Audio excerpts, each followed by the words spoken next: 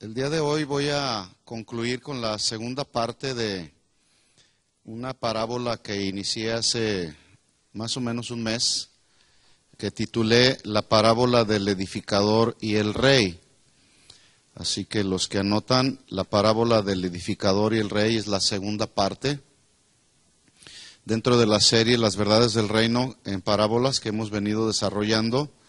Pues vamos a concluir esta noche con esta parábola. En Lucas capítulo 14, versículo 28, palabras de Jesús ahí. Dice, porque ¿quién de vosotros, queriendo edificar una torre, no se sienta primero, calcula los gastos, a ver si tiene lo que necesita para acabarla? No sea que después que haya puesto el cimiento y no pueda acabarla, todos los que lo vean comiencen a hacer burla de él, diciendo, este hombre comenzó a edificar y no pudo acabar. 31. ¿O qué rey al marchar a la guerra contra otro rey no se sienta primero y considera si puede hacer frente con 10,000 al que viene contra él con 20,000? Bueno, vamos a orar y vamos a ver qué el Señor quiere hablar a nuestro corazón. Oremos. Señor, gracias por esta noche, gracias por la oportunidad que nos das una vez más de poder reunirnos, alabarte, Señor, poder decirte cuánto te necesitamos y poder reconocer que necesitamos cada día ser llenos más de ti y que haya menos de nosotros, Señor. Háblanos al corazón esta noche, Señor, y que tu palabra, que es viva, que es eficaz, penetre hasta lo más profundo de nuestro corazón, Señor, y podamos aprender y ponerla por obra cada día, Señor. En el nombre de Jesús. Amén. Amén. Estas dos parábolas, la del edificador y el rey, giran alrededor de dos lecciones fundamentales. Número uno, habla de todo aquel que quiere ser un seguidor de Jesús, implica estar conscientes de que hay un precio a pagar por ser un seguidor de Jesús. Nadie dice, pues yo voy a ser cristiano y pura felicidad y pura alegría y todo va a ir bien. ¿A cuántos les ha ido bien desde que se convirtieron a los caminos del Señor? Pareciera como que incluso yo he escuchado a algunos que dicen, desde que me convertí a los caminos del Señor me ha ido peor que cuando estaba allá en el mundo. Lo que sucede es que cuando estábamos allá en el mundo no nos poníamos la mano en el corazón para robar a nadie, para mentir, y aparentemente nos iba mejor estando allá en el mundo, ¿verdad? ¿A quién le iba mejor estando allá en el mundo que estando en Cristo? ¿A quién? No. Estábamos muertos en nuestros delitos y pecados. No había una conciencia de pecado. Cuando venimos a los caminos del Señor, pues debemos estar conscientes de que hay un precio a pagar por ser cristianos. Alguien dijo que si ser cristiano fuera fácil, pues cualquiera fuera cristiano, ¿verdad? Y sí, hoy a muchos se dicen cristianos, pero no hay una diferencia. Viven como mundanos, ¿verdad? La segunda lección de estas dos parábolas es que no basta solamente con estar conscientes de que hay que pagar un precio, sino hay que estar dispuestos a pagar ese alto precio por ser un verdadero seguidor de Jesús, lo cual implica enfrentar cualquier situación que venga a nuestra vida, y dije cualquier situación que venga a nuestra vida, porque Dios va a formar nuestro carácter, Dios va a tratar en nosotros a través de los conflictos, a través de la adversidad. Aún si hubiera persecución, también tenemos que enfrentar los verdaderos seguidores de Jesús para estar en acuerdo con lo que significa ser un seguidor de Jesús y la adversidad que viene. Así que entonces, dos verdades que no debemos evadir ni ignorar. Una, estar conscientes, y dos, estar dispuestos, porque alguien puede estar consciente, pero no dispuesto a pagar el precio de ser un verdadero seguidor de Jesús. Y debido a la falta de disposición que hay para pagar el precio de ser un verdadero seguidor de Jesús, pues bueno, lo que sucede es que no son verdaderos seguidores de Jesús, pero sí son buenos simpatizadores del Evangelio. Porque no es lo mismo ser un verdadero seguidor que un simpatizante, o si es lo mismo. No es lo mismo. Pablo nos dio ejemplo en todo, a lo largo de su vida y ministerio. Pablo nos da ejemplo de lo que es un verdadero seguidor de Jesús. En 2 de Timoteo capítulo 4, versículo 6, le leo estos versículos que todos conocemos o hemos oído anteriormente. Pablo ya al final de su ministerio, ya como en la segunda carta despidiéndose de Timoteo, dándole ya la última herencia que tenía que ver con consejos, principios, mandamientos acerca de cómo debía conducirse en la casa del Señor, le escribe en el capítulo 4, versículo 6, mira Timoteo, yo ya estoy para ser sacrificado y el tiempo de mi partida está cercano. Él ya percibía que ese segundo encarcelamiento en el que él ya se encontraba, de ahí no iba a volver a salir, sino... ¿Sabe usted cómo murió Pablo? ¿Alguien sabe cómo murió Pablo? ¿Qué le hicieron? Lo decapitaron. Qué tremendo.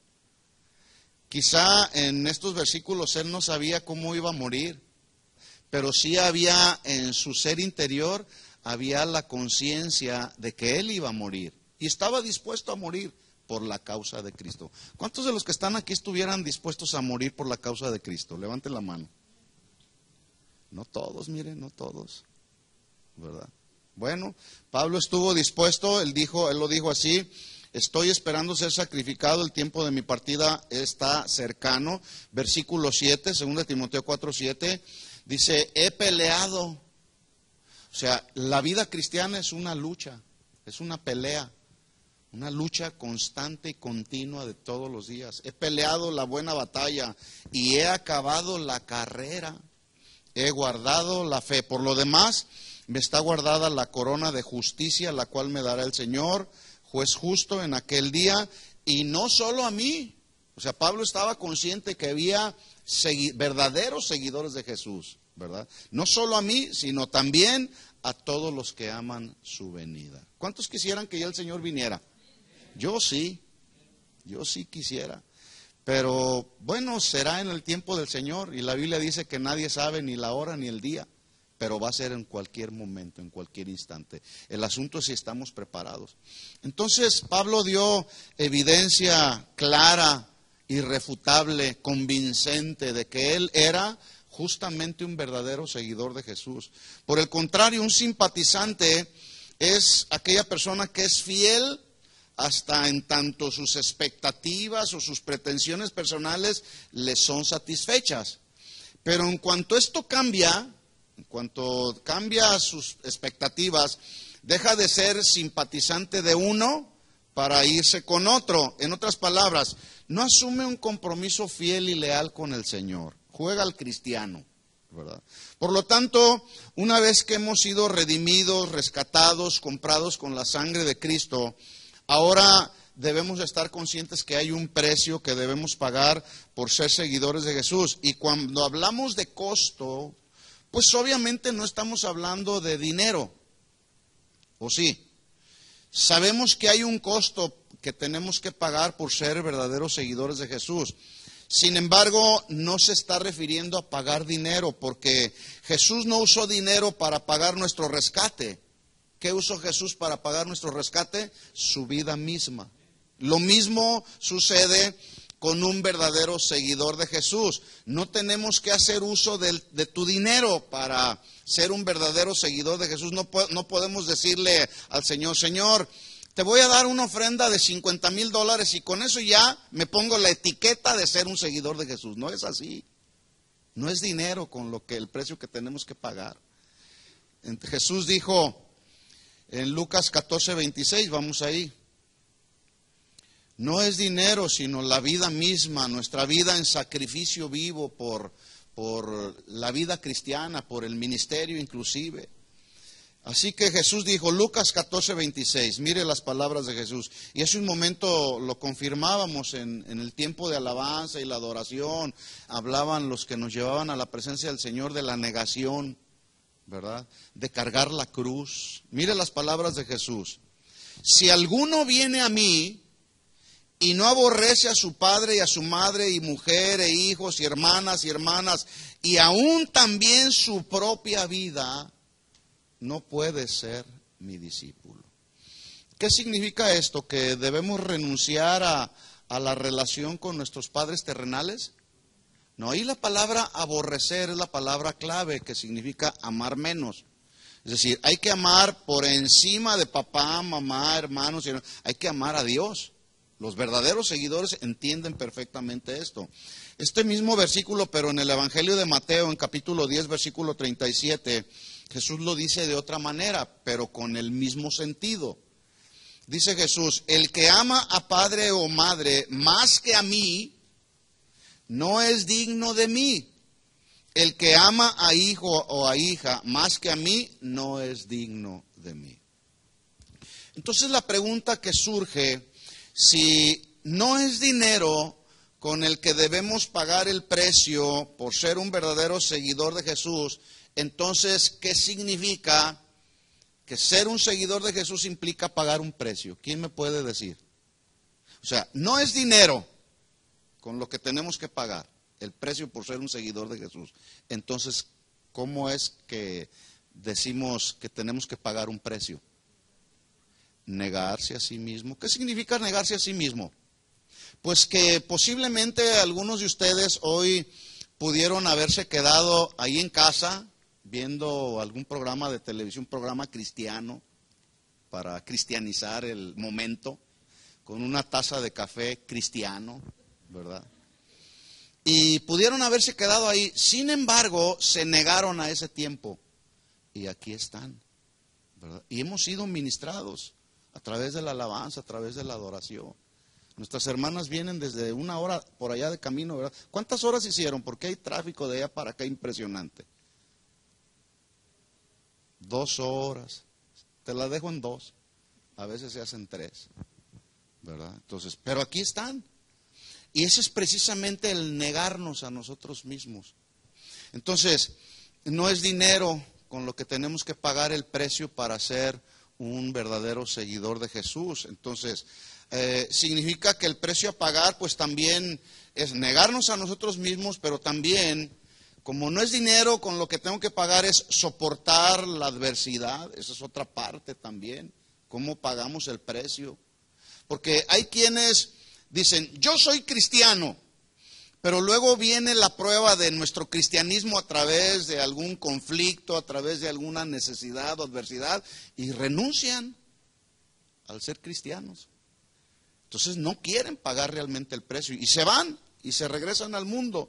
Entonces, pagar el precio significa que debemos con responsabilidad enfrentar lo que nos venga como cristianos, necesidades, pruebas, tribulaciones que generan el hecho de ser precisamente verdaderos seguidores de Cristo. Hay quienes al no entender o estudiar adecuadamente algunos versículos de la Biblia, hacen suponer que hay contradicciones en algunas palabras que Jesús habló, y por esa ignorancia dicen o enseñan que la Biblia se contradice. ¿Se contradice la Biblia? No. De hecho, una de las reglas de la hermenéutica es que la Biblia se explica por sí misma, ¿verdad? Es su propio intérprete. Entonces la Biblia no se contradice. Por ejemplo, Jesús dijo, vamos a dar un ejemplo de esto, en Mateo 10:34. Jesús dijo en los versículos que ya leímos, pero los anteriores, Él dijo, no piensen que he venido para traer paz a la tierra. No he venido para traer paz, sino espada. Bueno, ¿qué Jesús no dijo en el Evangelio de Juan en el capítulo 14, versículo 27? ¿Qué Jesús no dijo? Mi paz les dejo, mi paz les doy, yo no les doy la paz como se las da el mundo. ¿Cómo es entonces que ahora Jesús dice, no piensen que he venido a traer paz, sino paz a la tierra, sino espada? ¿Qué significa esto? Bueno, hoy los políticos, los gobernantes de las naciones del mundo hacen tratados de paz que muchos de ellos no lo cumplen y la tierra sigue en guerra. ¿Sí o no? Hay conflictos por todas partes, ¿verdad? Bueno, Cuando Jesús dijo, no he venido a traer paz a la tierra sino espada, significa que Jesús efectivamente no vino a traer paz a la tierra, sino Él vino a traer paz al corazón de los hombres cuando los reconcilia con Dios. Es muy diferente. ¿Cuántos tienen esa paz aquí en el corazón? ¿Verdad? ¿Hay guerras alrededor del mundo? Sí, pero tenemos paz al corazón, en el corazón. Que es una paz que también dice la Biblia que sobrepasa el entendimiento humano. Pero esa es precisamente la paz que el Señor nos ha provisto. Ahora estamos reconciliados con el Padre. Entonces dice Jesús, no he venido para traer paz sino espada. Porque dice el versículo 35, estoy en Mateo 10:35. Porque he venido para poner en disensión, ahí está otra vez, ahí está un punto de contradicción donde algunos que no estudian adecuadamente los textos de la Biblia dicen, bueno, por un lado estás diciendo, mi paz les dejo, mi paz les doy. Por otro lado dice, he venido a poner en disensión al hombre contra su padre, a la hija contra su madre, a la nuera contra su suegra. ¿Ya ve por qué se pelean tanto las nueras con la suegra? Bueno, ahí la palabra disensión se traduce separar, apartar a unos y a otros. Es decir, apartar, en el último tiempo dice la Biblia que apartará, pondrá en su mano derecha a las ovejas y en su mano izquierda a los cabritos. Eso significa disensión, apartar las ovejas de los cabritos, los creyentes de los incrédulos, los que aman a Dios de los que no lo aman. Así que el sentido que Jesús le está dando a este versículo es que si el propósito de la predicación del Evangelio es que un pecador se arrepienta de sus pecados y venga a ser reconciliado con el Padre, porque nos encontrábamos en un pleito con el Padre por causa del pecado, entonces Jesús viene a justificarnos delante del Padre por su muerte en la cruz, y eso produce justamente verdadera paz en el corazón. No sé si me expliqué. ¿Sí se entiende? Así que Pablo lo confirma en Romanos 5:1. Justificados pues por la fe, tenemos paz para con Dios. ¿Alguien sabe lo que significa la palabra justificación? Justificación. Sin culpa, inocente, declarado justo ante el Padre. Ahora, ¿esa justificación viene por lo bueno que somos? No, por el sacrificio perfecto que hizo Jesús en la cruz del Calvario. Por eso Pablo lo dice aquí en Romanos 5:1, justificados pues por la fe tenemos paz para con Dios por medio de nuestro Señor Jesucristo. No son tus buenas obras, no es por lo bueno que eres, no es por la sabiduría que tienes, es por el sacrificio de Jesús en la cruz del Calvario. Así que, como resultado inmediato de nuestra obediencia a la predicación del Evangelio y nuestra renuncia a un estilo de vida pecaminoso, eso es precisamente lo que genera el conflicto. En otras palabras, cuando tú te convertiste a los caminos del Señor, renunciaste al pecado, tus amigos te invitaban a seguir la fiesta, a drogarte, a los bailes, etcétera, etcétera, pero tú les dijiste, ahora me he convertido a los caminos del Señor.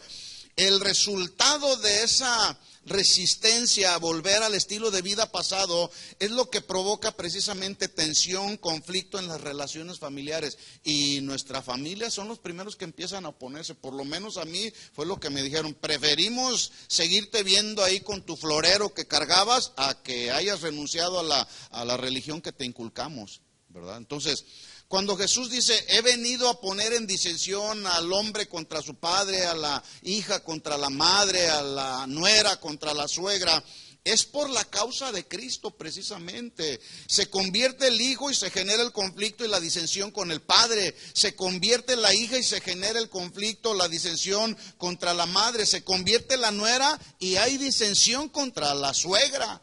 No es porque por las cuestiones del carácter, a lo que se refiere Jesús. Por las cuestiones del carácter se generan los pleitos entre la nuera y la suegra, o la suegra y la nuera.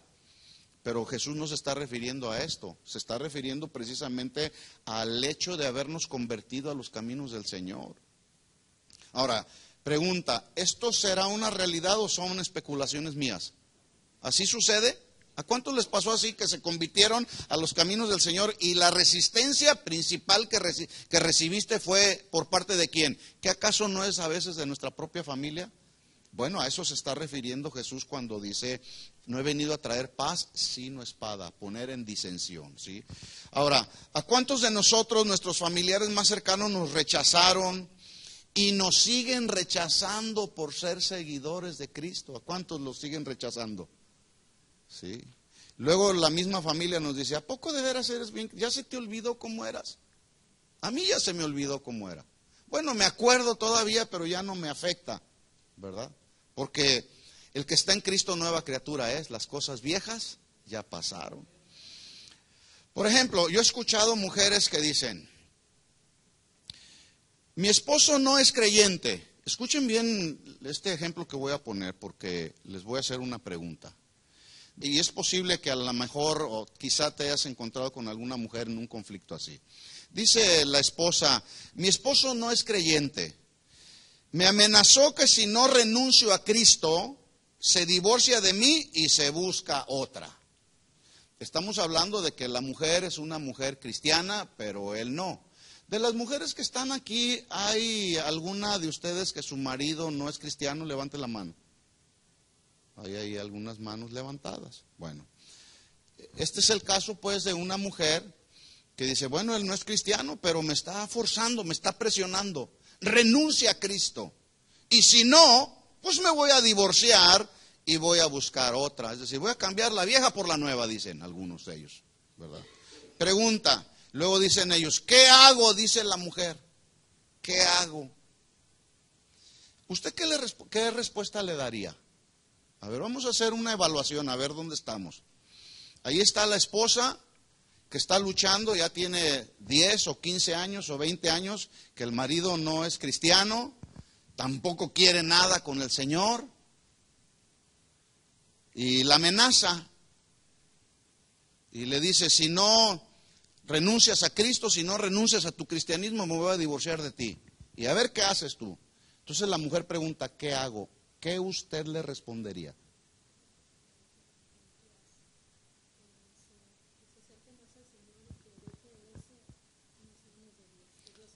A ver, aquí está una respuesta. Ok. Aquí hay una respuesta. A ver qué tal dice mi hermana. Que deje el asunto en las manos del Señor, sabiendo, entendiendo que Él va a tomar el control de la situación y que ella se encargue de buscar primeramente el reino de Dios, su justicia, y todo lo demás vendrá por añadidura. Bien, pero acuérdese, la mujer ahí está presionada. Ya incluso es muy evidente, me voy a divorciar de ti, a ver qué haces. Porque así abusan algunos maridos incrédulos. ¿Qué se puede esperar de un hombre incrédulo, verdad? Si no es un abuso verbal. Entonces, pues sí, ahí está la hermana sufriendo. Sí, busco el reino de Dios, estoy consciente, voy a buscarlo. Es justamente ahí donde está la lucha, mis hermanos. Esa es la lucha que los verdaderos seguidores de Jesús debemos enfrentar. Son en esos momentos donde debemos demostrar nuestro cristianismo. ¿Quién más? A ver, por allá vi otra mano levantada. A ver, mi hermana.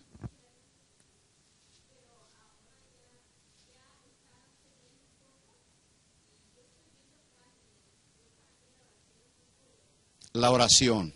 Podemos concluir entonces, el consejo de ella es, ella va a mantenerse en oración. Sí, es buen consejo, pero la mujer sigue sufriendo ahí y está siendo presionada. ¿Qué dirá la Biblia al respecto? ¿Habrá algo que la Biblia dice? Porque finalmente, pues ese es el punto, ¿verdad? El testimonio, aquí hay otro consejo. La Biblia dice también que por el testimonio de ella, el marido incrédulo podrá venir a los caminos del Señor. Mire lo que dijo Pablo al respecto.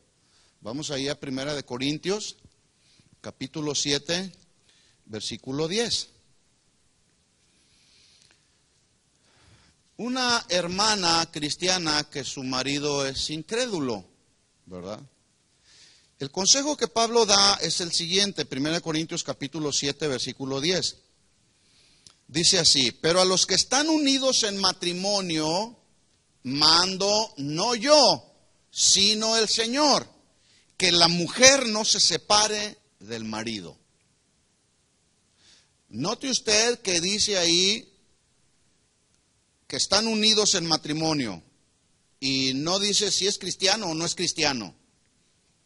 Ahí dice, los que están unidos en matrimonio, mando, no yo, sino el Señor, que la mujer no se separe del marido. Y si se separa, quédese sin casar o reconcíliese con su marido y que el marido no abandone a su mujer. Versículo 12. Y a los demás, yo digo, no el Señor. Si algún hermano tiene mujer que no sea creyente y ella consiente en vivir con él, no la abandone. Sí. Versículo 13, aquí está la clave, la respuesta posible para esta hermana que tiene su marido que la amenaza. Y si una mujer tiene marido que no sea creyente y él consiente en vivir con ella, no la abandone, porque el marido incrédulo es santificado en la mujer y la mujer incrédula en el marido. Pues de otra manera vuestros hijos serían inmundos mientras que ahora son santos. Versículo 15. Pero si el incrédulo se separa,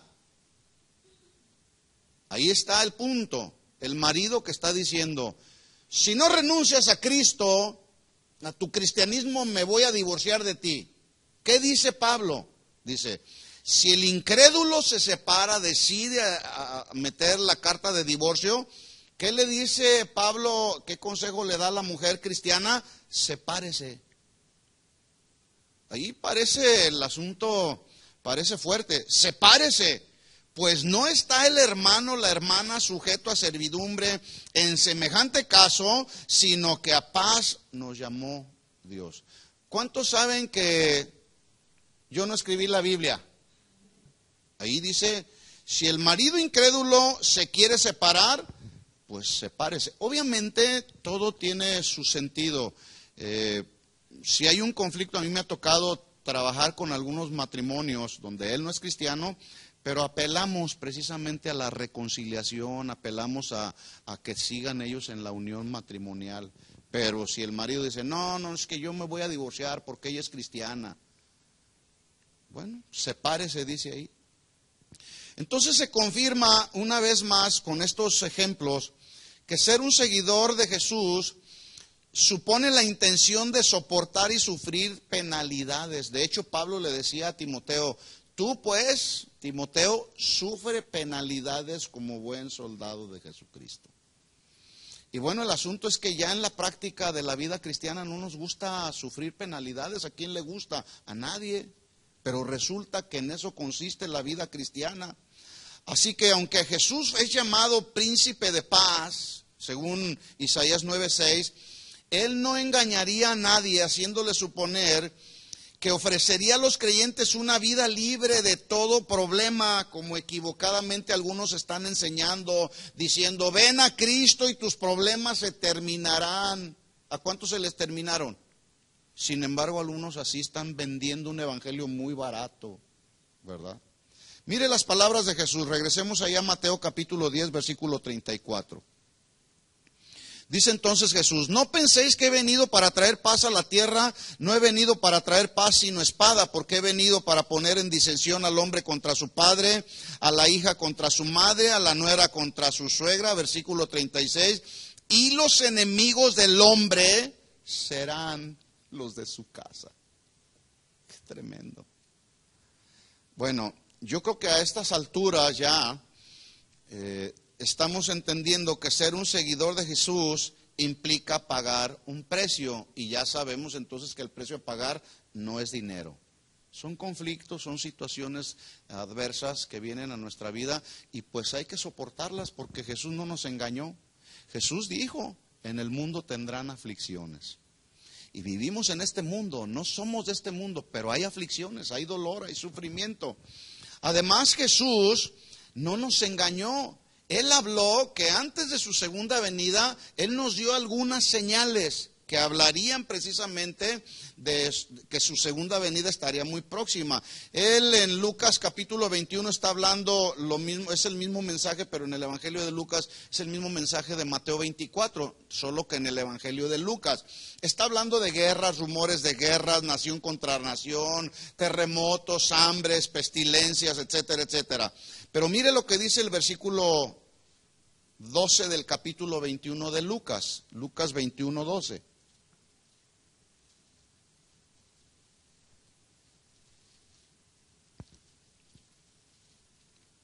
Lucas 21, 12. ¿Lo tiene? Dice, pero antes de todas estas cosas, ¿cuáles cosas? Terremotos, guerras, rumores de guerras, pestilencias, enfermedades, necesidades. Antes de todas de estas cosas, os echarán mano y los perseguirán.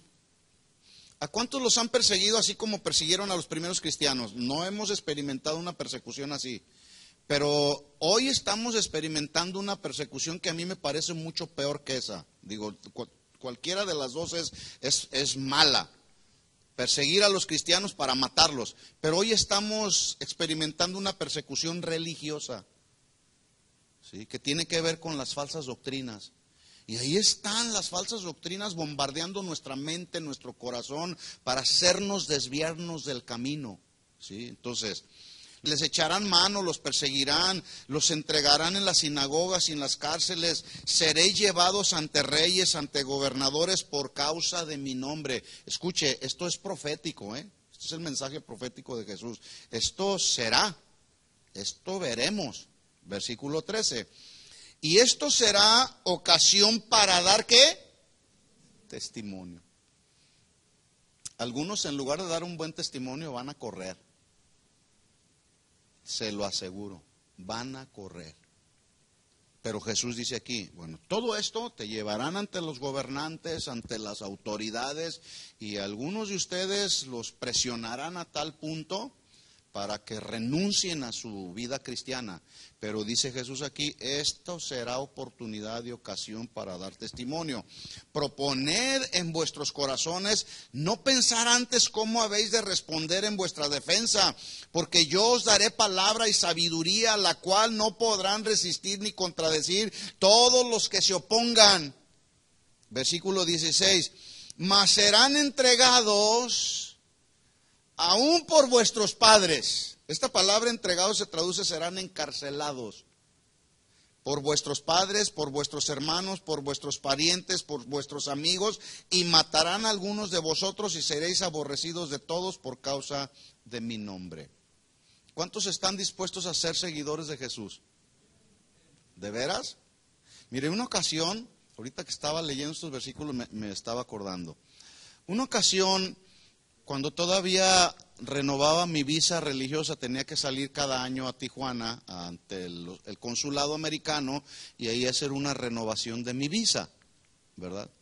Y de repente entramos ahí, estábamos ya a punto de entrar con el oficial de migración y salía la gente y nos decía, ojalá no te toque el oficial de la ventanilla número 3. Porque a todos les está negando la visa, a todo mundo. Y sí, salía la gente y luego los que estaban ahí le preguntaban, oye, ¿en qué ventanilla te tocó? Pues en la 3. Y entonces eso empezó a generar temor, inseguridad. Y entonces le digo a mi esposa que no nos toque el oficial de la ventanilla 3. Y estamos y empezamos a orar, pues vamos a orar. Y reprendemos al oficial de la ventanilla 3. Y cuando vamos entrando, ¿qué ventanilla cree usted que nos tocó? La 3. ¿Cómo lo supieron? ¿Ahí estaban o qué? Nos tocó la ventanilla 3. Y yo dije, bueno, pues gloria a Dios, Señor, si tú ya no nos quieres allá en Estados Unidos, pues nos vamos a nuestra tierra, ¿verdad? Entonces, estoy ahí, le presento toda mi documentación. ¿Y qué haces allá en Estados Unidos? No, pues somos pastores en una congregación. Ah, así es que eres pastor en una congregación. Muy bien, muy bien. A ver, mira, si tú me dices este versículo, te voy a sellar tu visa y pasas de nuevo a los Estados Unidos. Así que, ¿qué dice Juan 3:16? Ese fue mi examen. Y lo pasé. Y aquí estoy. Pero fíjese cómo de repente viene inseguridad, ¿verdad? Bueno, el ser un verdadero seguidor de Jesús implica confiar en Él, descansar en Él, tener fe en Él. Eso es a lo que se está refiriendo Jesús. No te preocupes antes, por qué vas a decir, qué vas a hablar. Cuando estés ahí enfrente de las autoridades, dice, yo me voy a encargar de darte palabras de sabiduría, las cuales nadie podrá resistir ni contradecir, aunque se opongan a ti. Eso es el respaldo del Señor. Vamos de regreso a Lucas capítulo 14, versículo 27. Estamos pues hablando lo que implica ser un verdadero seguidor de Jesús. Y después de este mensaje y el anterior que ya di, si alguno dice, no, pues es que para mí eso de la vida cristiana se me hace que no se me da, bueno, usted puede hacer su propia decisión. Pero ser un seguidor de Jesucristo implica un precio a pagar. Dice versículo Lucas 14, 27. Y el que no lleva su cruz y viene en pos de mí, no puede ser mi discípulo. ¿Qué significa esto? ¿Que tenemos todos los días que andar cargando con una cruz? Algunos sí cargan todo el día con una cruz, pero la traen por aquí adentro, ¿verdad? Y dicen, yo ando cargando mi cruz. No, eso no significa. ¿En qué consistía en el tiempo de Jesús llevar la cruz? Bueno, la gente del tiempo de Jesús sabía perfectamente en qué consistía llevar la cruz, debido a que la sentencia como castigo para los malhechores y delincuentes del tiempo de Jesús y aún antes era justamente la crucifixión. De hecho, mucho antes de que crucificaran a Jesús, pues la pena de muerte para dichos delincuentes pues ya era la cruz. O sea, no fue algo nuevo, no fue algo que inventaron contra Jesús. Vamos a crucificarlo, no, esto ya era la pena de muerte que existía anteriormente. Pero antes de ser crucificado el malhechor, el sentenciado, se le obligaba a cargar su propia cruz hasta el lugar donde iba a ser ejecutado. Pero en el camino al lugar donde iba a ser ejecutado, recorrían los caminos de la antigua Roma hasta llegar justamente a ese lugar donde serían crucificados. De tal forma que la gente, cuando veía a un hombre que iba cargando su cruz, sabía perfectamente que por algún delito cometido, esa persona había sido sentenciado a morir en la cruz. Pregunta, ¿fue eso lo mismo que hicieron con Jesús? ¿Sí o no? Sí. Lo sentenciaron a una muerte de cruz, lo obligaron a cargar y a llevar hasta el monte. ¿Alguien sabe el monte donde lo llevaron a Jesús? El monte de la calavera, dice ahí. ¿Sí? Hasta ahí. Pero antes Jesús habría de caminar por los caminos de Jerusalén cargando esa cruz. ¿Sí? La gran diferencia entre los malhechores y los delincuentes que eran sentenciados a la muerte de cruz y en relación a Jesús es que Jesús fue crucificado en esa cruz pero sin haber cometido ningún delito. Eso fue lo tremendo. Lo sentenciaron a la muerte de cruz y caminó, lo avergonzaron ahí por ti y por mí, por amor a nosotros. Y eso debería de sacudir nuestra vida, nuestro ser interior y decir, Señor, si a ti te avergonzaron cargando esa cruz, llevando esa pesada cruz, lo menos que puedo hacer es honrarte llamándome un verdadero cristiano, ¿verdad? Así que cuando Jesús dijo ahí en Lucas 14, 26, si alguno viene a mí, en otras palabras, la gente sabía que cargar la cruz es sinónimo de muerte. ¿Sí? Cuando pensamos en una cruz, ¿en qué pensamos? Muerte. Así que cuando Jesús dice, si alguno viene en pos de mí y no aborrece a su padre, a su madre, a su mujer, hijos, hermanos, hermanas y también su propia vida, no puede ser mi discípulo. Y hoy muchos suponen que ser un discípulo de Jesús es simplemente el hecho de venir a la iglesia el miércoles o el domingo, etcétera. No, es mucho más que eso. Si tú quieres ser un verdadero discípulo de Jesús, mi hermano, tienes que cargar tu propia cruz cada día. ¿Sí? En otras palabras, ¿qué significa cargar la cruz? ¿Qué significa? ¿Quién me puede decir? Ya dijimos que cruz o camino a la cruz o la cruz es sinónimo de muerte. Cuando Jesús dice, si alguien viene en pos de mí y no está dispuesto a cargar su propia cruz, ¿qué significa cargar la cruz? ¿Morir a qué? Morir a nuestros deseos, a nuestros anhelos. Pablo decía, para mí el vivir es Cristo y el morir ganancia. Todo lo que he logrado, mis logros personales, lo que he hecho alrededor del tiempo que Pablo tenía, dice, lo tengo por basura, por amor a Cristo. Entonces, significa cargar la cruz, es estar dispuesto a morir al mundo, pero también a morir a los nuestros. No a renunciar a la relación con nuestros familiares más cercanos, ¿sí? Sino que ya mi prioridad aquí en mi corazón es la causa de Cristo. ¿Estarás tú dispuesto a morir a tus deseos, satisfacciones, anhelos de la carne por ser un verdadero discípulo de Jesús, sí o no? ¿Amén de veras? Porque hay quienes dicen, yo soy un verdadero discípulo del Señor y yo voy a morir sirviendo al Señor. Así que, hermano, yo quiero servir al Señor. ¿Ok?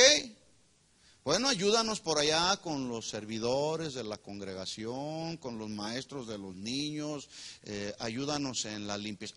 No, pastor, no, yo dije que quiero servir al Señor, pero yo quiero predicar y quiero ser uno de los líderes de la iglesia. Ok. ¿Quieres predicar? ¿Será eso ser un verdadero servidor y seguidor de Jesús? ¿No será más bien que ese que dice que quiere servir, no será más bien que quiere protagonizar? ¿O quiere puro protagonismo nada más? ¿Verdad? Y no quiere verdaderamente ser un discípulo de Jesús dispuesto a cargar su propia cruz.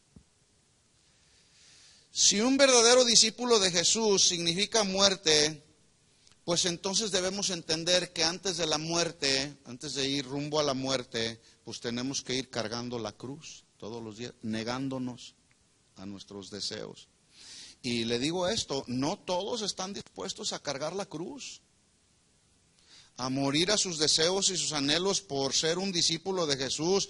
Por eso no todos son discípulos de Jesús, aunque puedan tener toda la fe para decir, yo soy un discípulo de Jesús y lo declaro y lo decreto y tengo fe para creer que soy un discípulo de Jesús. Sí, puedes decretarlo y puedes decirlo hasta por fe, pero mientras no vivas como un discípulo de Jesús, no pasa nada.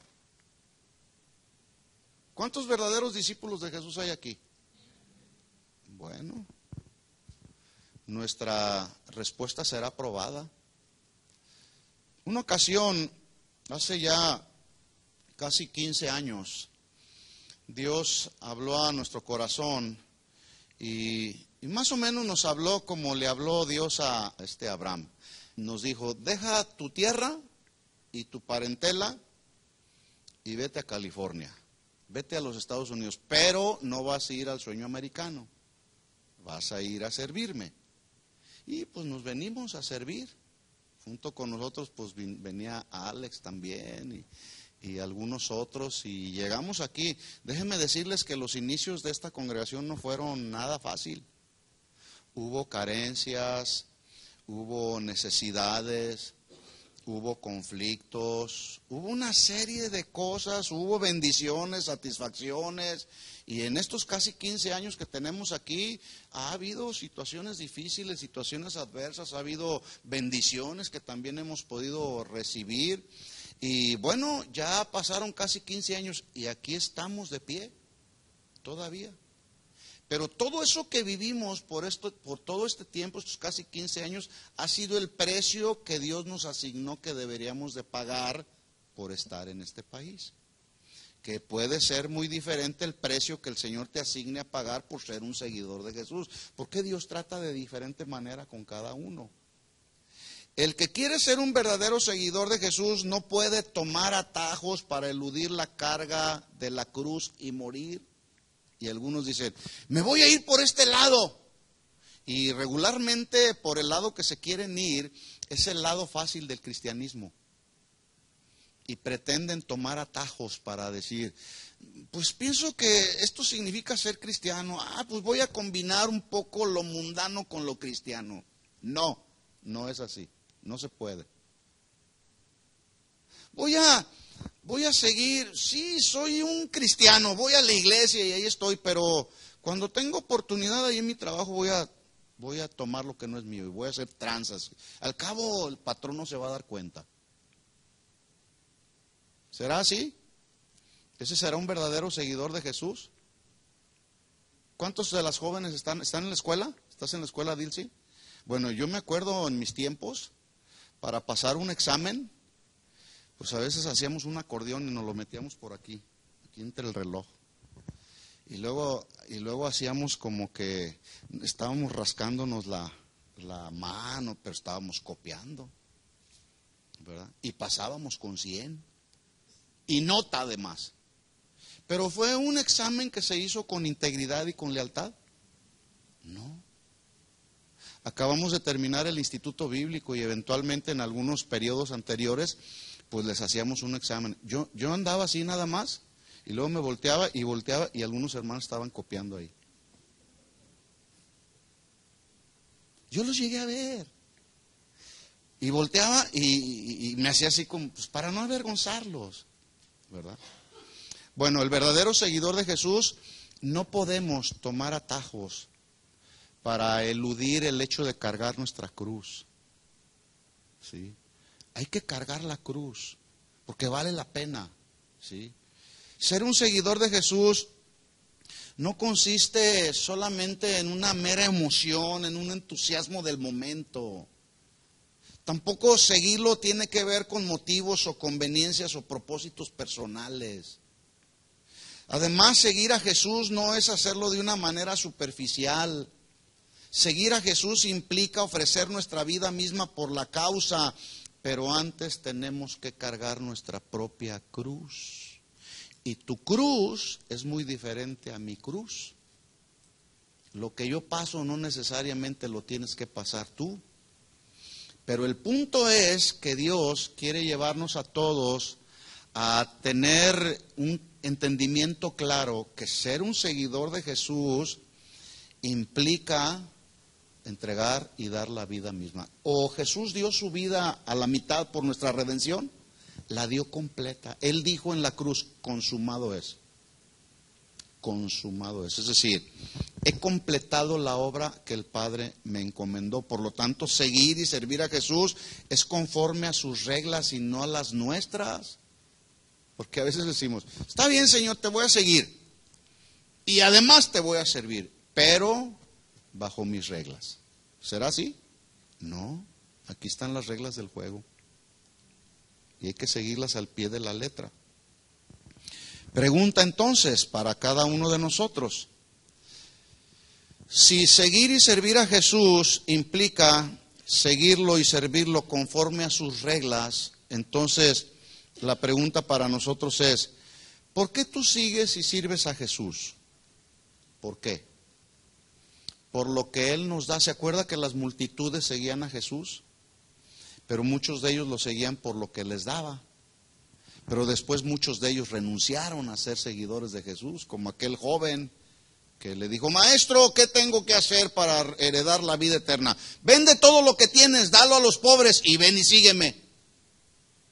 ¿Y qué hizo? ¿Lo siguió? No.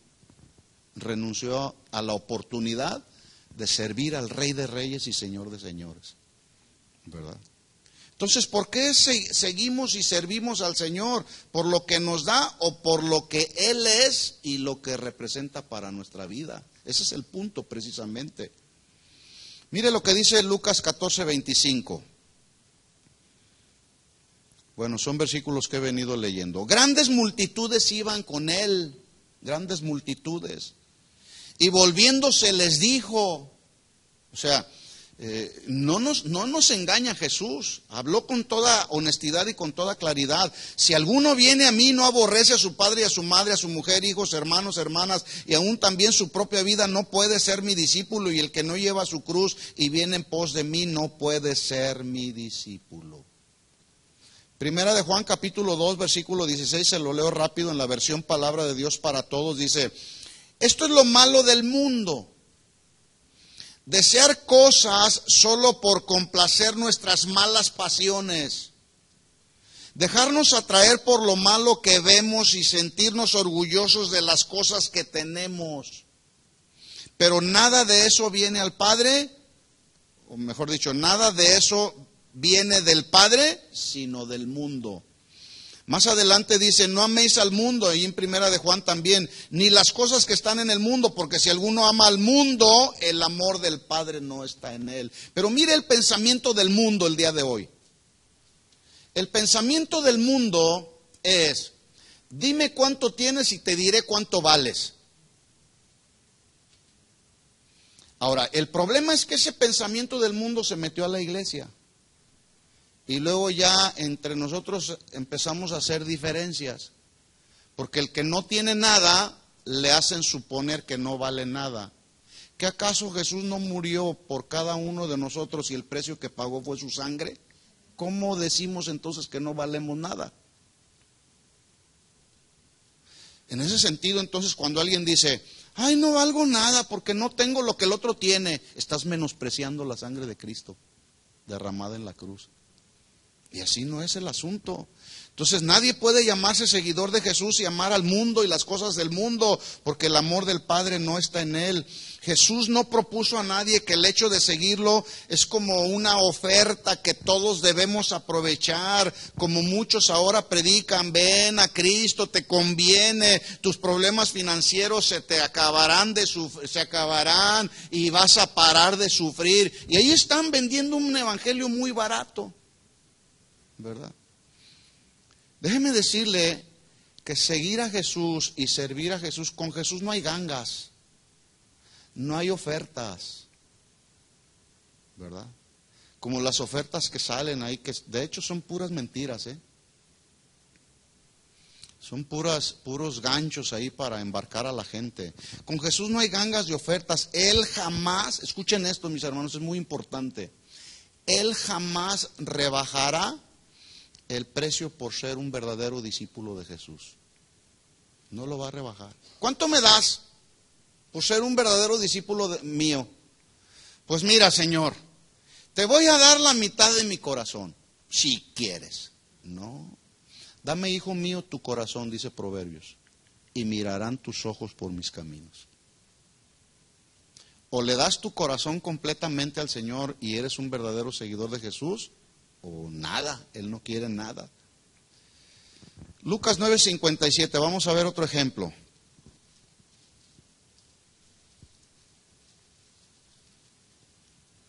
Yo sé que algunos ya se quieren ir a dormir, ya los veo que se están durmiendo, pero todavía me queda una hora más. Así que voy a seguir. No se preocupen. Lucas 9:57, vamos ahí. Dice: yendo ellos, uno le dijo en el camino: Señor, te seguiré a donde quiera que vayas. Yo me imagino que Jesús volteó a verlo. ¿De veras? ¿Me seguirás a donde quiera que yo voy? Bueno, versículo 58, le respondió Jesús, les dijo: las zorras tienen guaridas, o sea, tienen su casa. Las aves de los cielos tienen sus nidos, pero el Hijo del Hombre no tiene ni siquiera dónde recostar la cabeza. Yo me imagino que todavía quiere seguirme. Es que seguir a Jesús no es por lo que te va a pagar, como luego algunos suponen. Quiero servir al Señor. Ok, vamos, ven a servir al Señor. ¿Y cuánto me van a pagar? Bueno, sirve, hay que servir. Yo serví al Señor por mucho tiempo antes de servirlo de tiempo completo. Combinaba mi trabajo secular con el ministerio. Y Dios llama a los que están ocupados, los que son responsables, fieles, leales. Dios no llama a los desocupados para decir, vente ahora yo te voy a contratar. Andas desocupado allá, no tienes empleo, te voy a contratar. No, no, no. Dios va a llamar a los ocupados, ¿verdad? Entonces, y si en su soberanía, llegado el tiempo y el momento, eres elegible, seleccionado por Él para que trabajes de tiempo completo en la obra del Señor, pues gloria a Dios, ¿verdad? Pero hay quienes dicen, ¿cuánto me van a pagar? Hoy hay congregaciones que hacen contrataciones de pastores, de ministros, no se diga de músicos, ¿verdad? Entonces llegan ahí y trabajan en base a resultados y en función de lo que les pagan. Si les pagan bien, tocan bien. Si no les pagan bien, pues ni tocan bien, ¿verdad? No. El Hijo del Hombre no tiene dónde recostar la cabeza. Ahora le voy a decir, le aclaro algo. Y esto no hace suponer que el Señor no paga lo justo. Él paga lo justo. Cuando alguien le sirve con lealtad, con fidelidad, Él paga lo justo, porque el obrero es digno de su salario, de un salario justo, ¿verdad? Porque luego algunos dicen, no, estoy sirviendo al Señor, pero me pagan una miseria. Estás por la paga, entonces. No estás por amor, ¿verdad? Porque Jesús paga y paga lo justo. A nadie tiene así ahorcado. Más bien, hay ministros que no se saben administrar adecuadamente y andan así. Tienen deudas por donde quiera y le piden prestado a medio mundo. ¿Sí? Pero cuando alguien sirve al Señor, el Señor paga el salario justo. Versículo 59. Le dijo Jesús a otro, sígueme. Y él le dijo, Señor, déjame que primero vaya y entierre a mi padre. Jesús le dijo, deja que los muertos entierren a sus muertos y tú ve y anuncia el reino de Dios. Mire qué oportunidad estaba teniendo este hombre. Dios lo estaba llamando a formar parte de su ministerio.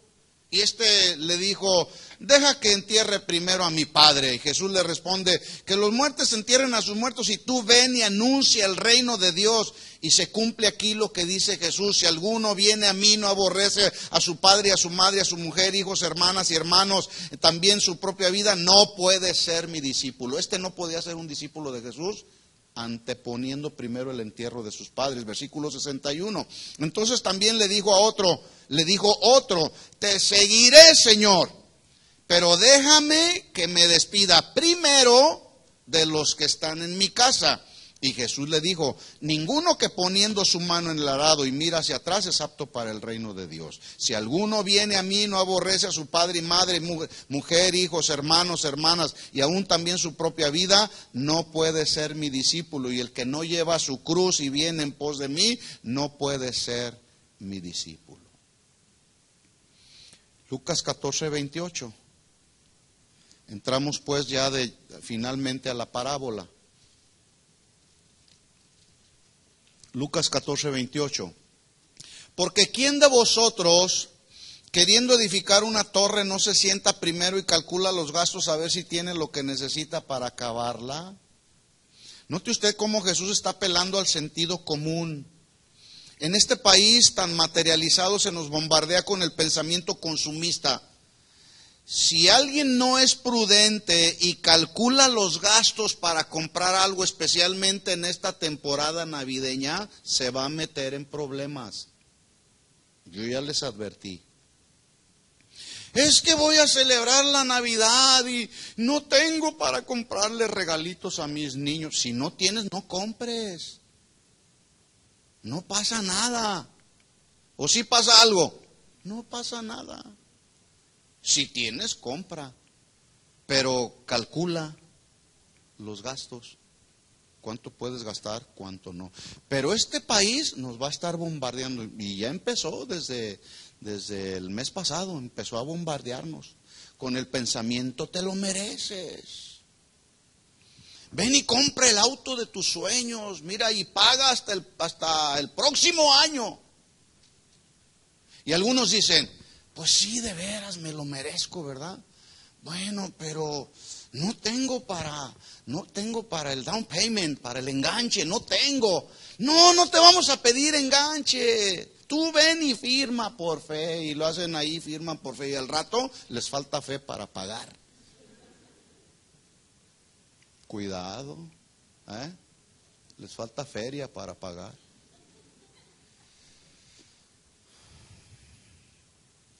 Versículo 29, no sea que después que haya puesto el cimiento y no pueda acabarla, todos los que lo vean comiencen a hacer burla de él, diciendo, este hombre comenzó a edificar y no pudo acabar. ¿Sabe que hoy hay muchos que al ser manipulados por el predicador falso, que afirmaron de una manera emocional y sentimental, porque fueron manipulados por él? ¿Cuántos son seguidores de Jesús? Y no les dicen y no les enseñan el precio a pagar. Dicen, sí, yo soy un seguidor de Jesús y lo que venga. Y entonces cuando les viene la prueba de su cristianismo, muchos se van al mundo, ¿sí? La pregunta es, ¿quién los engañó? ¿Jesús o el falso predicador? El falso predicador, porque Jesús no engaña a nadie. Y aquí lo estamos descubriendo. Hay que sentarnos y evaluar el hecho de que ser un verdadero seguidor de Jesús me va a implicar sufrimiento, necesidades, adversidad. Alguna ocasión te van a enterrar el puñal por la espalda, ¿sí? Te van a traicionar, van a murmurar de ti, te van a desafiar, tantas cosas que suceden, hermanos. Pero aquí estamos. Eso significa seguir a Cristo. ¿Cuánta gente yo conozco en estos 30 años que llevo caminando con el Señor, que algunos afirmaron con mucha fe y con mucha emoción y mucho entusiasmo, sí, yo soy un verdadero cristiano, y andan en el mundo ya? Incluso estaba hoy en la mañana leyendo unas estadísticas ahí. Dicen que los pastores aquí en Estados Unidos, el 50% de los pastores aquí en Estados Unidos, basta con que pasen 5 años de ministerio, y una vez que pasaron 5 años, de tanta presión, de tanta conflicto que experimentan, prefieren mejor renunciar al ministerio. El 50% de los pastores aquí en Estados Unidos están renunciando al ministerio. Algunos otros están cayendo en problemas de inmoralidad sexual y muchos otros problemas, ¿verdad? Hay que calcular entonces el costo de seguir a Cristo. Versículo 31, estoy casi terminando. ¿O qué rey, al marchar a la guerra contra otro rey, no se sienta primero y considera si puede hacer frente con 10,000 al que viene contra él con 20,000? Digo, ¿se entiende ahí? Pues oye, viene el otro con 20,000, no voy a poder, o sea, no se necesita mucho discernimiento.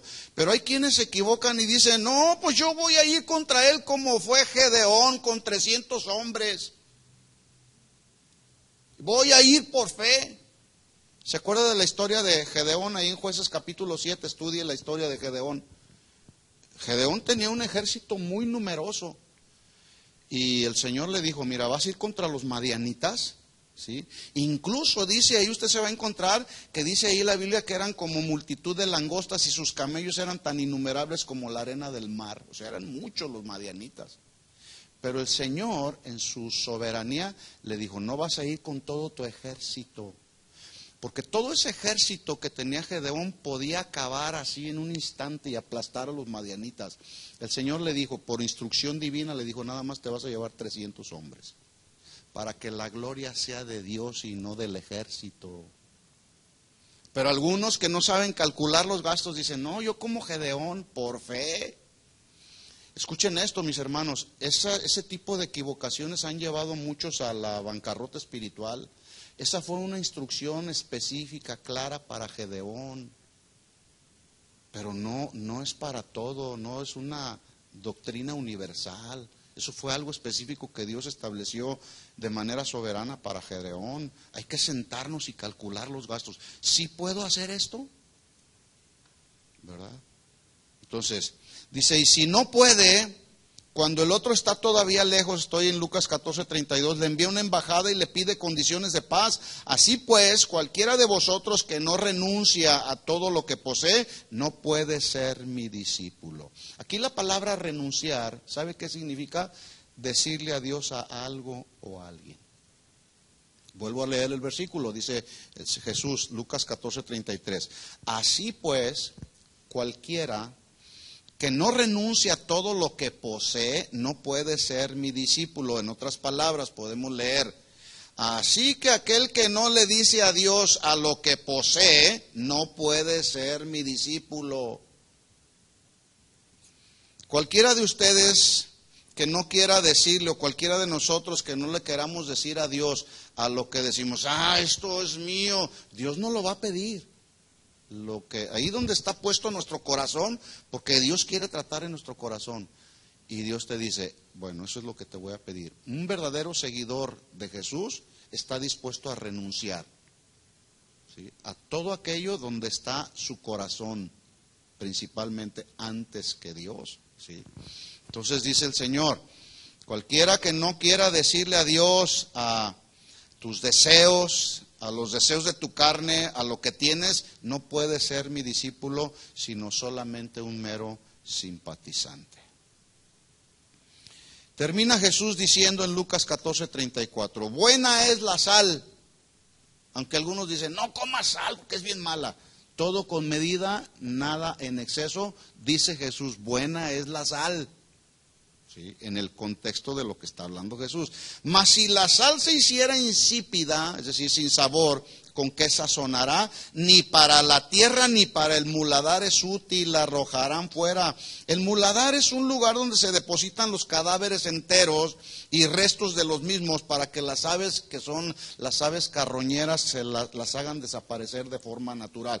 Cuando la sal es insípida, ya no sirve ni siquiera para el alimento de la carroña, para el muladar. Entonces dice el Señor, buena es la sal, mas si la sal se hace insípida, ni para la tierra ni para el muladar es útil, la arrojarán fuera. El que tiene oídos para oír, oiga. Ya sabemos que el uso de la sal tiene dos propósitos fundamentales, sazonar y preservar. Cuando la sal sazona, significa que le da sabor a los alimentos. ¿Alguna ocasión se ha comido usted un plato de frijoles sin sal?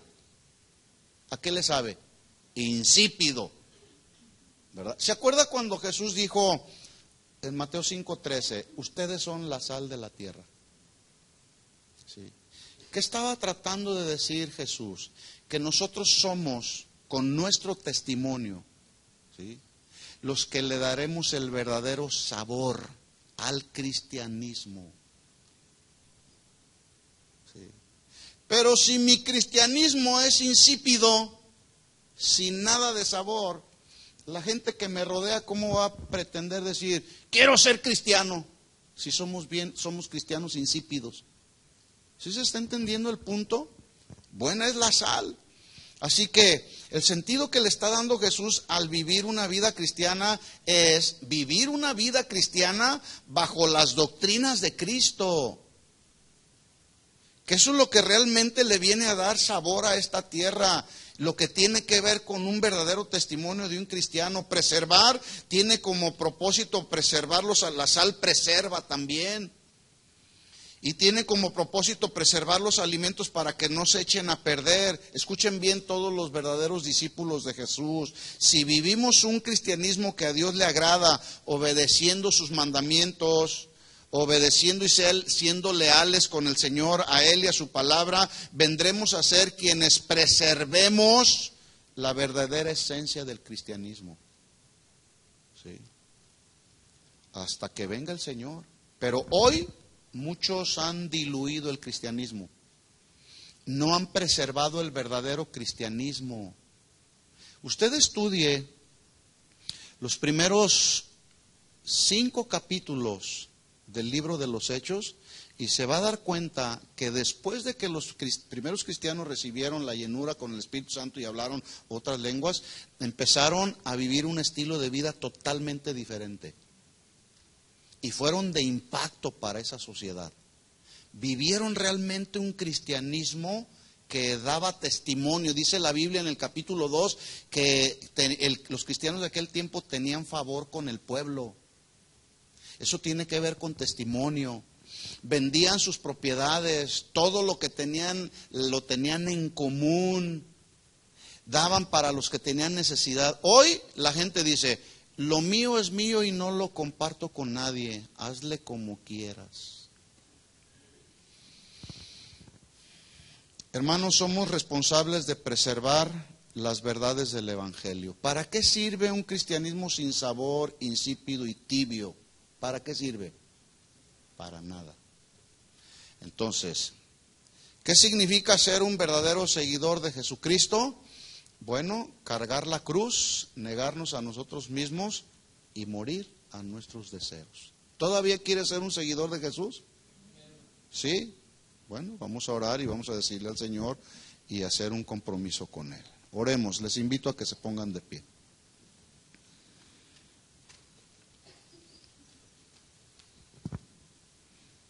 Gracias, Señor.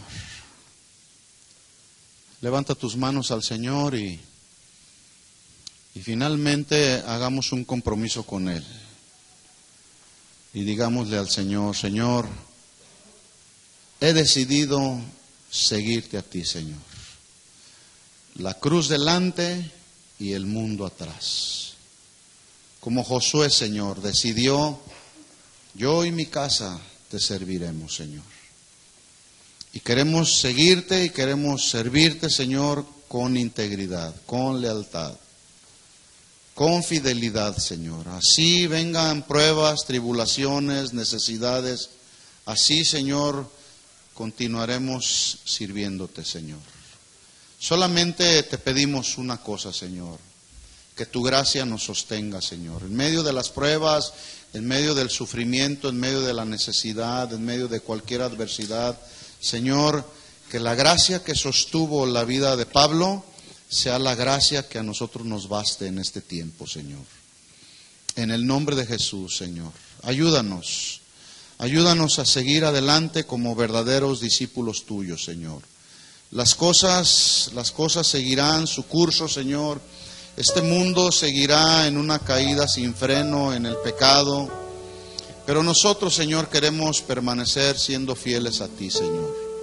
Siendo leales a ti, Señor. Hasta que tú vengas o nos llames a cuenta, Señor. Perdónanos si hemos flaqueado, nuestra fe ha fallado.